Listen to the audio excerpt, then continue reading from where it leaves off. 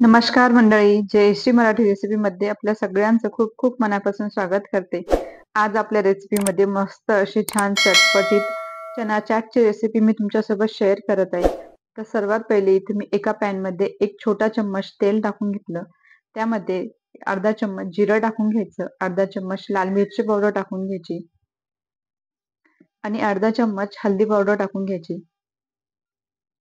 थोडंसं मीठ टाकून घ्यायचं आणि हा पूर्ण मसाला आपल्याला फक्त एक 10 सेकंद परतून घ्यायचा. त्यानंतर मी इथं काळे चणे हे 5 ते 6 घंटे पाण्यामध्ये भिजवून घेतले आणि नंतर कुकरला टाकून कुकरला चवीप्रमाणे मीठ आणि अर्धा चम्मच हळदी टाकून 5 ते 6 शिट्ट्या करून घेतल्या. कोणतेही खडे मसाले आपल्याला यामध्ये टाकायचे नाही. प्लेन आपल्याला हे चणे शिजवून घ्यायचे. तर 1 वाटी चणे मी इथे घेतलेले आहेत. पॅनमध्ये टाकून घ्यायचे आणि सर्व साहित्य छान मिक्स करून घ्यायचं. छान चणे मिक्स करून झाले की आपल्याला 1 ते 2 मिनिटाची या चण्याची वाफ काढून घ्यायची. पाणी यामध्ये टाकायचं नाही आपल्याला. कारण आपण चणे शिजवलेले आहे त्यामुळे आपल्याला पाणी टाकून शिजवायची वेगळी आवश्यकता नाही. आणि जे कोणी डाएटवर आहे ते सुद्धा या चना चाट खाऊ शकता कारण आपण खाली एक छोटा चम्मच तेलामध्ये ही चाट आपण बनवत आहे. तर छान एक वाफ काढून झाली. चणे परत एकदा आपल्याला खालीवरी करून घ्यायचे. आणि त्यानंतर आपल्याला एका भांड्यामध्ये हे पूर्ण चणे काढून घ्यायचे. तर इथे एका भांड्यामध्ये पूर्ण चणे मी काढून घेत आहे. आणि संध्याकाळची छोटीशी भूक लागली की तुम्ही पटकन एक 7 ते 8 मिनिटांमध्ये ही चाट बनवू शकता. गरमागरम थंडीचं वातावरण आहे, गरमागरम चाट ही छान लागते. त्यानंतर उकडलेला बटाटा इथं बारीक कट करून घेतला, तो टाकून घेतला. एक मध्यम आकाराचा टमाटर बारीक कट करून घेतला, ते टाकून घेतलं. कांदा एक छोटा तो कट करून घेतला, तो सुद्धा टाकून घेतला. कोथिंबीर टाकून घेतली आणि थोडासा चाट मसाला टाकून घेतला.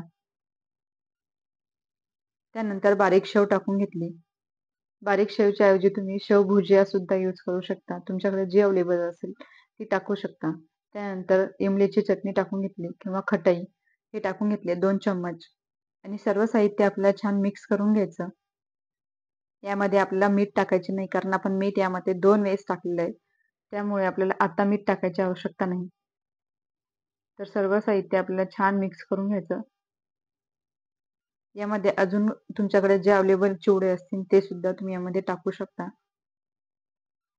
नाहीतर सिंपल अशी शेव टाकून जरी बनवली तरी अगदी छान होते. आणि जर तुम्ही बटाटा खायला आवडत नसेल तर बटाटा थोडासा स्किप केला तरी चालेल. तर इथं पूर्ण चाट आपली मस्त अशी तयार आहे. तर एका प्लेटमध्ये आपल्याला छान चाट काढून घ्यायची. आजची रेसिपी तुम्हाला कशी वाटली कमेंटमध्ये कळवायला विसरू नका.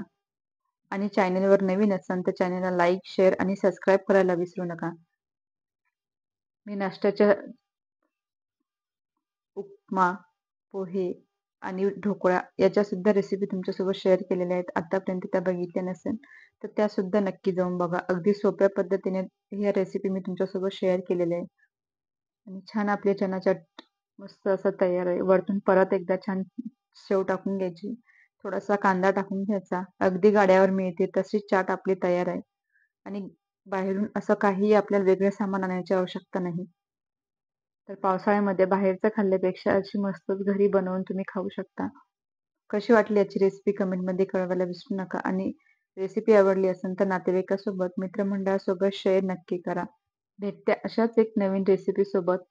तोपर्यंत धन्यवाद.